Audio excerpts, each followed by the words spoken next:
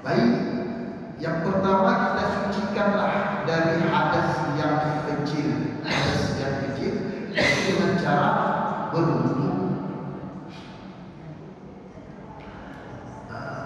Berwudu ini saya mau bongkar dulu ya. Berwudu hukum asalnya apa, Pak? Hukum asal wudu.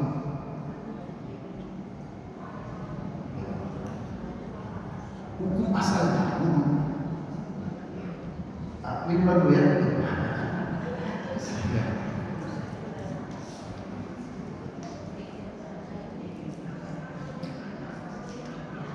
Ibu tiap hari berwudu ya Bu ya? Hukum asal wudu apa? Enggak tahu.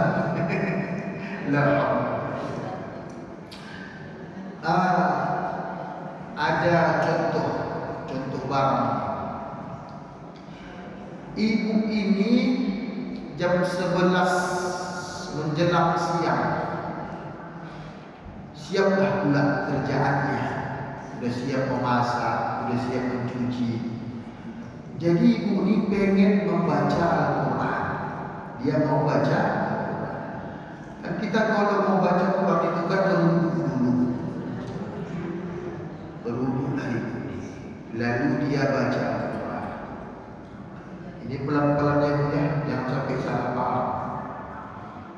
Setelah baca Quran, rupanya nikmat kali baca Quran itu sampai setengah satu. Ajaklah di masjid. Lalu ibu itu pun sholat. Pertanyaannya, sah apa tidak sholatnya?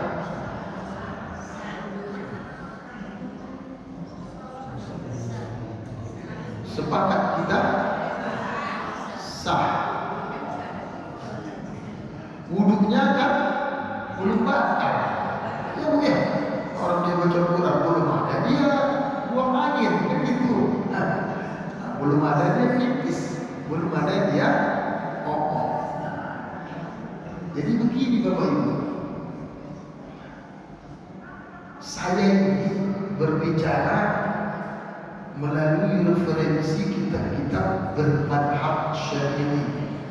Madhab yang lain mohon maaf tidak saya kuasai.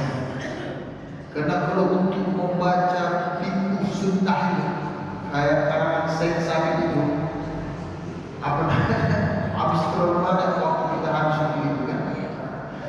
Mungkin satu ulama-ulama yang mampu mereka, tapi kalau saya tidak mampu saya. Yang mampu saya cuma membaca kitab-kitab yang berasal dari madhab Syafi'i. Salah satunya kitab yang bagiannya Tanwirul Qulub.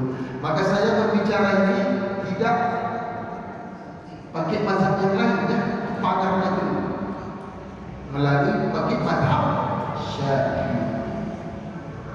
Hukum asal itu ini air putih Pak, air putih. Hukum asalnya mubah, boleh diminum ya Bu ya. Rasanya enak, bismillah. Kemudian saya campur pakai baygon. Ya aduh, campur pakai. Jadi berubah hukumnya menjadi haram ya. Yang tadinya mubah menjadi haram. Ini air wudu ini ya, air putih ini sebelum dicampur dengan apapun boleh dipakai untuk bersuci, berwudu boleh. Dicampur pakai baygon jadi haram. Dicampur dengan susu atau dicampur dengan teh menjadi teh manis, apa hukumnya? Masih boleh, tetapi tidak boleh lagi untuk berwudu. Itulah disebut dengan hukum asal itu. Saya ulangi pertanyaan saya. Apa hukum asal berwudu?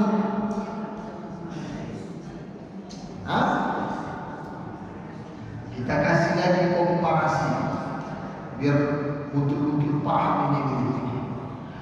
Apa hukum asal mandi wajib?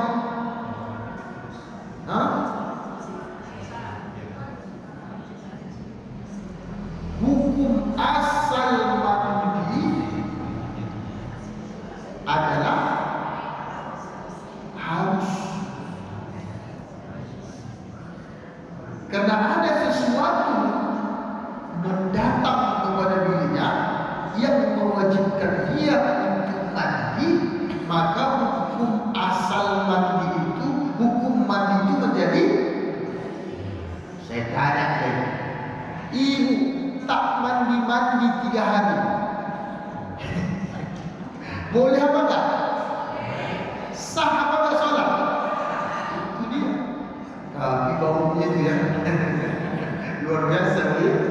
Itu dah mulai panas ini Pak ini. Ada yang belum mandi di sini. Jadi hukum asal wudu apa? Hah? Hukum asal wudu itu adalah sunnah. Hukum asal wudu adalah sunnah. Maka orang yang menjaga wudunya itu adalah salah satu orang yang menjaga sunnahnya Rasulullah SAW, dan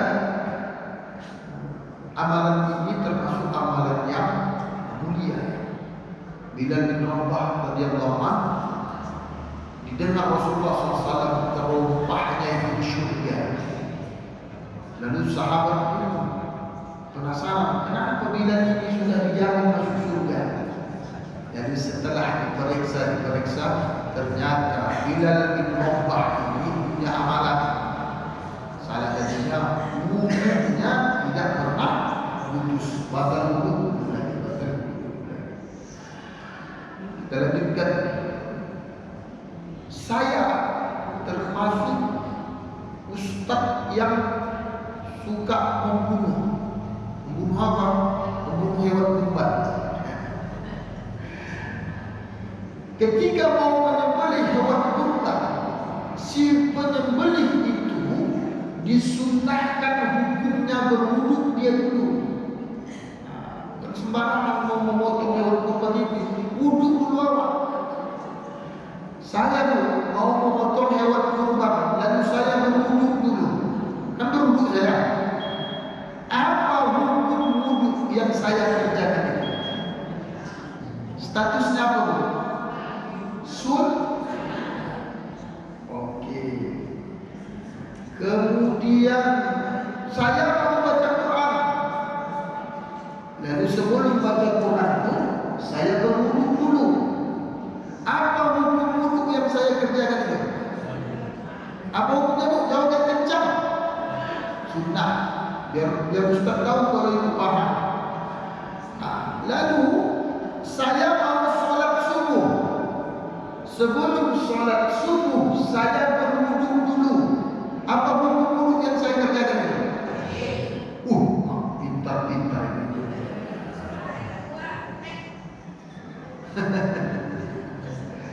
Jadi wudu yang saya kerjakan untuk baca Quran tadi hukumnya sunnah. Wudu yang saya kerjakan untuk sholat fardu itu hukumnya, kira-kira pertanyaannya bu, jawab yang kencang. Boleh enggak wudu yang sunnah kita kerjakan itu kita pakaikan untuk mengerjakan yang wajib? Hah? Boleh? Masya Allah. Makanya Bapak Ibu yang dirahmati oleh Allah Subhanahu wa taala, jadi wudu yang sunnah kita kerjakan untuk bekerja amalan-amalan yang sunnah jangan dipakaikan untuk amalan-amalan yang kita peruntukkan untuk yang wajib. Ibu tadi awalnya dia itu berwudu untuk membaca Al-Quran, bukan untuk sholat. Jadi status wudunya itu adalah sunnah.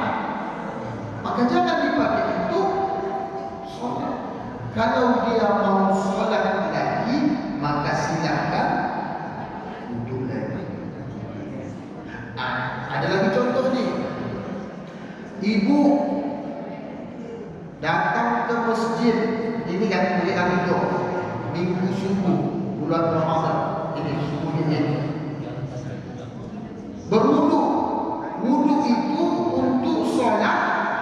masjid, baik nanti ke masjid dia solat buah, solat tahiyatul masjid, solat qobliyah atau solat fardu subuh. Lalu kemudian habis solat subuh dengan ceramah seperti ini, masuk nanti waktu isyraq. Kemudian kita sholat sunat isyraq 2 rakaat dengan wudhu yang sama. Boleh atau tidak? Boleh. Selagi tidak ada yang membatalkannya, maka boleh. Enggak batal-batal wudhunya sampai zuhur nanti, boleh dengan wudhu yang tadi bagi. Sampai asar, boleh dengan wudhu yang tadi bagi. Sampai maghrib, mungkinlah enggak batal sampai maghrib tadi. Anda bisa dijaga, enggak boleh. Kira-kira sampai di sini sudah paham apa yang Ustaz maksud?